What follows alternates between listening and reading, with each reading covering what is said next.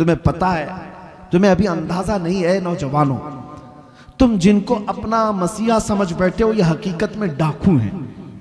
یہ دنیا تمہارے لوٹ مار کی منتظر ہے۔ ہماری بچیاں بھی، میرا میسج پہنچتا ہے تو پہنچاؤ، جو یہ سمجھتی ہیں کہ ان کی آزادی کی بات کرتے ہیں، حقیقت میں وہ آزادی نہیں دینا چاہتے، وہ تمہارے جسم کے متلاشی ہیں، وہ ہوس پرست ہیں۔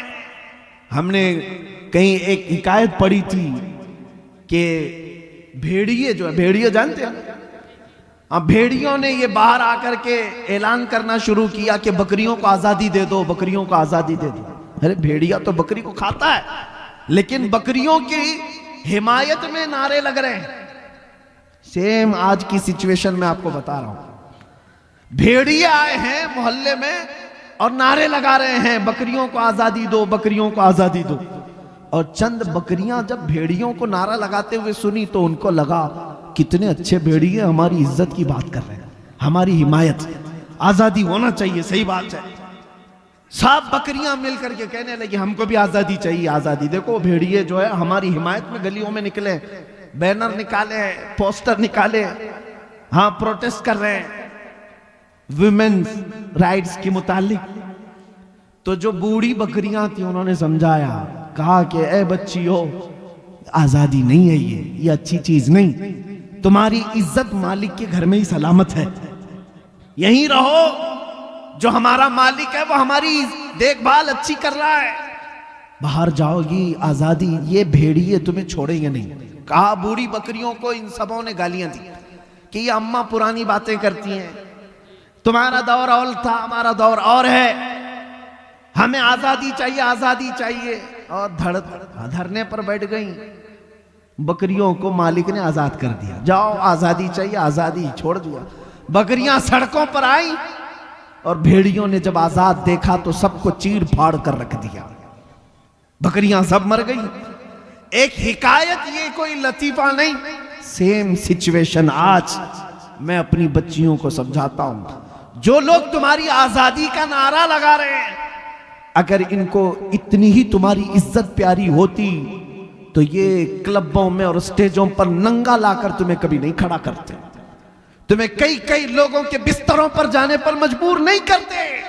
یہ حقیقت میں تمہارے جسم کے ننگے پن کے ہوس کے پجاری ہیں، انہیں صرف اور صرف ہوس اپنی پوری کرنی ہے۔ اسی طرح ہے نوجوانوں، تمہیں جو دنیا کی طرف بلا کر یہ کہتا ہے کہ اس میں آزادی، اس میں فریڈم اور اس میں عزت ہے، یہ در حقیقت تمہیں جانور بنانا چاہتے ہیں۔ اور کچھ نوجوان بن گئے، کانوں میں بالیاں بھی آ گئی، ہاتھوں میں چوڑیاں آ گئی، سروں میں چوٹیاں آ گئی، کپڑے بھی جگہ جگہ سے پھاڑ کر پہننے لگے اور اس کو فیشن کہنے لگے۔ تمہیں عورتوں کی چیزیں دے دی گئی، تمہیں سمجھ بھی نہیں آیا۔ کتنے نوجوان ہیں وہ یہ سوچے بغیر سب کرنے لگ گئے۔ ارے تمہیں نہ مرد بنا رکھا نہ عورت، بیچ کا بنا کر چھوڑ دیا دنیا نے، پھر بھی تم سمجھ رہے ہو کہ یہ ابھی فیشن ہے، فیشن ہے، تھکے جا رہے ہو۔ اور آؤ میں تمہیں بتاتا ہوں، ہمارے درد کو اگر سب سے زیادہ محسوس کرنے والا کوئی ہے، ہمارے غم کو سب سے زیادہ سہنے والا کوئی ہے، وہ میرے آقا مدینے کے تاجدار کی ذات ہے۔ خود میرے آقا فرماتے ہیں، میرے امت کے کسی کے پاؤں میں کانٹا بھی چبھے تو اس کا درد مجھے ہوتا ہے۔ ہے کوئی دنیا میں اس طرح؟ ایک روایت سنو، توجہ ادھر توجہ۔ جب میرے آقا صلی اللہ تعالیٰ علیہ وسلم کی وفات کا وقت قریب آیا، سنو اے مسلمانوں، ملک الموت حجرے میں داخل ہو گئے، اجازت لے کر آئے۔ یہ آخری دن تھا میرے آقا کا، نزع کا وقت چل رہا ہے۔ نزع اور سکرات کس کو کہتے ہیں پتہ ہے؟ اس وقت آدمی اپنی ماں بہنوں کو اور بھائی باپ کو نہیں پہچانتا۔ سکرات کے وقت تو آدمی کو اپنا نام تک یاد نہیں رہ جاتا، بڑی سخت حالت کا نام ہے سکرات۔ اچھے لوگ اپنوں کو بھول جاتے ہیں، نہیں یاد رہتا۔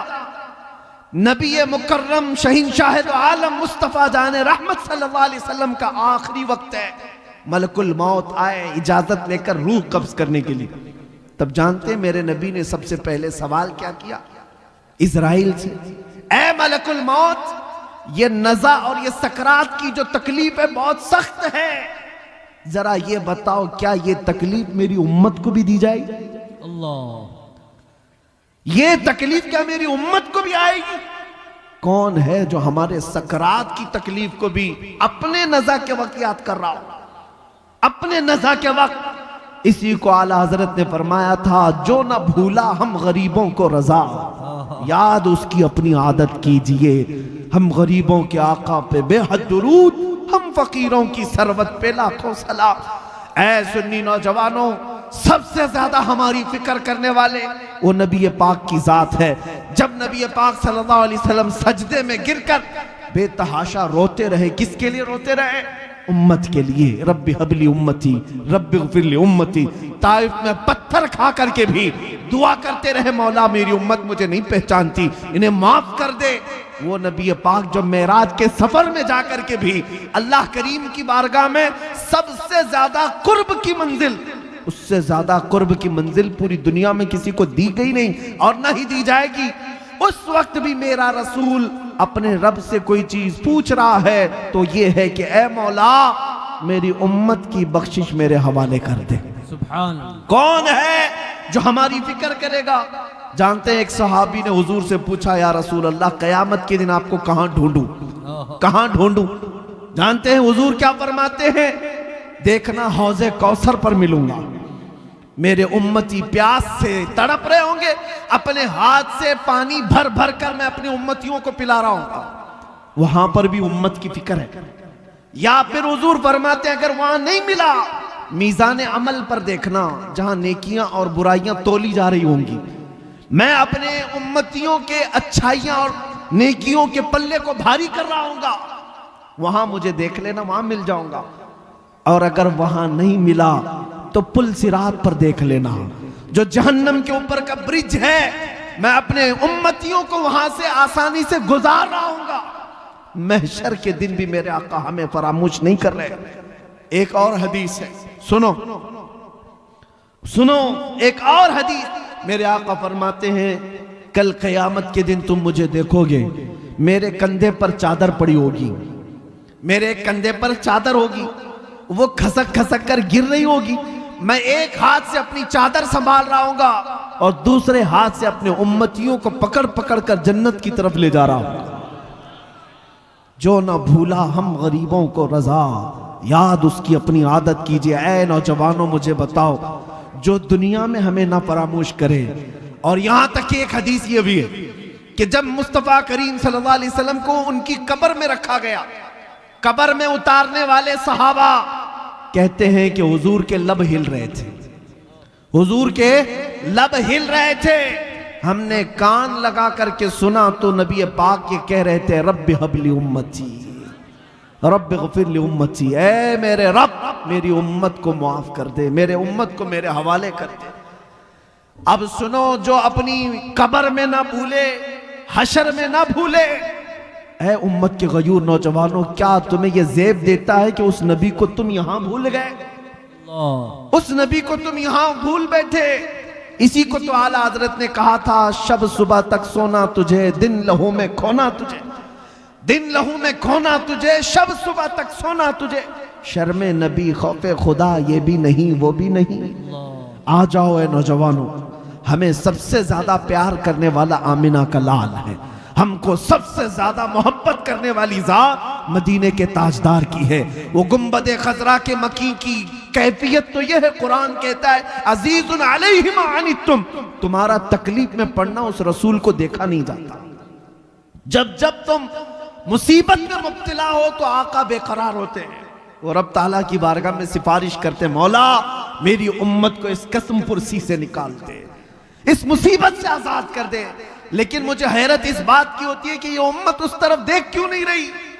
وہ رسول آج بھی اپنا در دولت کھولے ہوئے ہے، آج بھی وہ اپنا دربار کھلا رکھے ہوئے ہے۔ اعلیٰ حضرت نے کہا ہے لب واں ہیں آنکھیں ہیں بند پھیلی ہیں جھولیاں، کتنے مزے کی بھیک تیرے پاک در کی ہے۔ کیا بات ہے۔ اے مسلمانوں، تمہیں پتہ ہے ایک بات، حضرت ابو حفص سمرقندی رحمت اللہ علیہ فرماتے ہیں مکہ میں ایک آدمی کا انتقال ہو گیا تھا، میں اپنی گفتگو کو سمیٹ رہا ہوں. مکہ میں ایک آدمی کا انتقال ہو گیا, اس کا اکلوتا بیٹا تھا, لیکن جس شخص کا انتقال ہوا مرتے ہی اس کا چہرہ گدھے کی طرح بن گیا, گدھے کی شکل ہو گئی, جانور کی طرح چہرہ بن گیا. کسی کے گھر میں کوئی باپ مرا ہو اور چہرہ جانور کی طرح ہو جائے, کیا وہ دکھا سکے گا دوسروں کو؟ میت کر دیا. رونے لگ گیا کہ کیا ہو گیا میرے باپ کے ساتھ, کیا ہو گیا. گھر والوں کو معلوم تھا, باہر کسی کو نہیں معلوم. روتے بیٹا اب کیا کریں. بیٹے نے یہ سوچا کہ گھر میں یہ گڑھا کھودوں گا اور یہیں پر باپ کو دفن کر دوں گا, بتاؤں گا نہیں, کیونکہ عزت کا سوال ہے. کوئی دیکھے گا اس کا باپ جانور کی طرح ہو گیا, مرنے کے وقت کیا کہے گی دنیا. روتے ہوئے اپنے گھر میں بیٹھا تھا, اچانک اس کے گھر کا دروازہ کھلا اور ایک بزرگ گھر کے اندر داخل ہوئے. ان کے چہرے پر چادر پڑی تھی. اس نے دیکھا ہی نہیں, سارے دروازے بند تھے. اچانک دروازے سے ایک بزرگ آئے, سیدھے اس میت کی طرف گئے, چادر ہٹایا, میت کے چہرے کے اوپر سے ہاتھ رکھا, دعا کی, پھر چادر ڈال دی. یہ نوجوان جو بیٹا بیٹھا ہوا تھا یہ دیکھ رہا تھا اس بزرگ کو آتے ہوئے اور پھر یہ کرتے ہوئے. پھر وہ بزرگ اس کے پاس آئے, کہا پوچھا کیا بات ہے, کیوں رو رہا ہے. یہ چہرہ اٹھائے بغیر کہتا میں جانتا نہیں آپ کون ہیں, کیسے آ گئے, لیکن آپ نے دیکھ ہی لیا ہے, اب میرے باپ کے چہرے کو تو دیکھو. میرا باپ مرا ہے, چہرہ جانور کی طرح ہو گیا, اس بات کے غم میں رو رہا ہوں. آئے ہوئے بزرگ نے کہا اٹھ جا, دیکھ تیرے باپ کا چہرہ سلامت ہے. وہ گیا, جا کر دیکھتا ہے چادر ہٹا کر باپ کا چہرہ تو چاند کی طرح چمک رہا تھا, خوبصورت ہے, کچھ نہیں بدلا. خوشی کے مارے رونے لگ گیا. اور یہ بزرگ گھر سے نکل ہی رہے تھے, دروازے تک پہنچے تھے, دوڑتا ہوا آیا اور اس بزرگ کا دامن پکڑ لیا. پوچھا آپ کون ہیں؟ اللہ کے فرشتے, آپ کیسے میرے گھر پر آئے, یہ کیسی رحمت. آئے ہوئے نورانی بزرگ نے پلٹ کر کہا انا محمد رسول اللہ, میں محمد اللہ کا رسول ہوں. بات یہ تھی, سن, تیرا باپ ایک گناہ میں مبتلا تھا جس کی وجہ سے اللہ کا غضب نازل ہوا. ایک برائی تھی وہ میں تجھے نہیں بتاؤں گا, میں چھپا دوں گا, لیکن جس کی وجہ سے اللہ کا غضب اس پر نازل ہوا. لیکن اے شخص, اے لڑکے, تیرے باپ کی ایک اچھائی یہ تھی, توجہ, اچھائی کیا ہے؟ ہماری موت کے وقت بھی چہرے چمکا سکتی ہے. توجہ, موت کے وقت بھی چہرے چمکا سکتی ہے. نبی رحمت صلی اللہ علیہ وسلم نے فرمایا تیرے باپ کی ایک خطا تھی جس سے مولا ناراض تھا, لیکن ایک اچھائی یہ تھی کہ تیرا باپ اس وقت تک بستر پر سوتا نہیں تھا جب تک 100 بار مجھ پر درود نہیں پڑتا تھا. سبحان اللہ. نعرہ تکبیر, نعرہ رسالت, عظمت مصطفیٰ. اس کا درود جو فرشتے مجھ تک پہنچاتے تھے وہ آئے, انہوں نے کہا یا رسول اللہ غضب ہو گیا, وہ بندہ جو آپ پر 100 بار درود پڑتا تھا روزانہ, اس کا چہرہ اللہ نے غضب سے بدل دیا. حضور فرماتے میں وہیں سے اٹھا اور تیرے گھر آیا اور تیرے باپ کے چہرے کو دیکھا, بدلا تو ضرور تھا لیکن میں نے ہاتھ رکھ کر اللہ کی بارگاہ میں عرض کی اے رب کریم, یہ مجھ پر درود پڑھنے والا چہرہ ہے اور میں نے ہاتھ رکھا ہے, میرے ہاتھ کی لاج رکھ لے اور میرے اس غلام کے چہرے کو حسن میں بدل دے. رب تعالیٰ نے فرمایا اے محبوب اپنا ہاتھ اٹھاؤ, اس کے چہرے کو ہم چمکدار بنا دیں گے. نبی پاک صلی اللہ تعالیٰ علیہ وسلم مدد کے لیے موت کے وقت بھی تشریف لائے. یہ واقعہ صرف اسے لیے عرض کیا اے سنی مسلمانوں, جس سے تم محبت کرنے کا دعویٰ کرتے ہو, اگر دنیا میں کسی کی غلامی کرتے کرتے تمہیں 25 سال لگ گئے, کسی کا جھنڈا اٹھاتے اٹھاتے 20 سال لگ گئے, مرنے کے وقت پکارنا اپنے لیڈروں کو میں مر رہا ہوں, آ جاؤ میرا چہرہ بدلے تو تم بدل دینا, میں جا رہا ہوں قبر میں, منکر نکیر آئے تو بچا لینا, یہ کوئی تمہاری مدد کو نہیں آ سکے گا, کوئی تمہارا چہرہ نہیں بدل سکے گا. لیکن ایک بات کا یقین ہے, اگر میں مرنے سے پہلے میرے مصطفیٰ کو پکاروں یا رسول اللہ میں مر رہا ہوں, میرے موت کے بعد تشریف لانا, تو پھر میرے آقا ضرور تشریف لاتے ہیں. اس لیے کہ ہم نے دیکھا ہے, اپنی آنکھوں سے دیکھا ہے, ایک مرد کلندر, مجاہد اسلام, وارث علوم اعلیٰ, حضرت جانشین مفتی اعظم ہند حضور تاج الشریعہ بدر الطریقہ مرشد گرامی کی وفات کو میں نے آنکھوں سے دیکھا ہے. وفات کے بعد 48 گھنٹے ہو گئے تھے. 48 گھنٹے کے بعد جب جسم لے جایا جا رہا تھا، ارے 6 گھنٹے 10 گھنٹے کے بعد باڈی پھولنے لگ جاتی ہے، سکڑنے لگ جاتی ہے، یا ادھر ادھر سے پانی بہنے لگ جاتا ہے۔ میں نے 48 گھنٹے کے بعد اس تاج شریعہ کو دیکھا، میں جنازے میں حاضر رہا، اور جنازے میں نہیں بلکہ جسم پاک پکڑ کر حاضر رہا۔ قبر پر جانے تک جسم کو جیسے پکڑا جاتا تھا، زندگی میں جس طرح کی جسم میں نرمی تھی ویسے ہی وفات کے بعد بھی نرمی نظر آتی تھی۔ وہ جسم تر و تازہ تھا، اسی طرح چمکدار تھا۔ وہ کیوں تھا میں آپ کو بتاؤں، اس لیے کہ اس تاج الشریعہ نے اپنی وفات سے پہلے بارگاہ مصطفیٰ میں یوں کہا تھا، یا رسول اللہ میں مروں تو میرے آقا یہ ملائکہ سے کہنا، میں مروں تو میرے آقا یہ ملائکہ سے کہنا، اسے کوئی مت جگانا ابھی آنکھ لگ گئی ہے، تیرے دامن کرم میں جسے نیند آ گئی ہے وہ فنا نہ ہوگی، اسے زندگی ملی ہے۔ نعرہ تکبیر، نعرہ رسالت، قریہ قریہ۔ میرے عزیزو، بس مختصر سی بات سمیٹتا ہوں، جو زندگانی تمہیں اللہ نے دی ہے باقی، آج یہ ارادہ کر لو، آج یہ ارادہ کر لو، جئیں گے تو میرے مصطفیٰ کے سنتوں پر جئیں گے۔ ایک بھی نوجوان اٹھ کر کے یہ عہد کر لیا ہمارا جلسہ وصول ہو گیا، ہماری رات قبول ہے، ایک بھی گناہوں سے توبہ کر لے کہ آج کے بعد میں گانے نہیں سنوں گا، وعدہ کرتے ہیں انشاءاللہ جو سنیں گے میرے مصطفیٰ کی نعتیں سنیں گے، کلام ربانی سنیں گے انشاءاللہ۔ بس ایک بھی کھڑا ہو جائے، میرے مصطفیٰ کریم صلی اللہ تعالیٰ علیہ وسلم کی نظر عنایت ہو اور اس کے صدقے میں مولا کریم۔ بیٹھو بیٹھو بیٹھو، مجھے پتا ہے پورا مجمع کھڑا ہوگا، کیونکہ ہر ایک کے دل میں یہ جذبہ ہے، ہر ایک کے دل میں جذبہ ہے، اور مجھے پتا ہے دنیا آج اسی بات سے تو لرزاں ہے، اسی بات سے خوفزدہ ہے کہ کسی دن یہ کھڑا ہو گیا تو دوسروں کا اٹھنا بھی مشکل ہو جائے۔ ہاں، کسی دن یہ کھڑا ہو گیا تو دوسروں کا اٹھنا بھی مشکل ہو جائے۔ اسی لیے دنیا تمہیں نشہ دے دے کر کے سلاتی ہے، بہت زیادہ تمہارے محلوں میں نشہ اسی لیے دیا جاتا ہے کہ یہ جتنا نشہ کر کے سوتے رہیں ہم جاگتے رہیں۔ جس دن یہ نشہ چھوڑ دے گا ہماری نیندیں حرام کر دے گا، ہمارا سکون غارت ہو جائے گا۔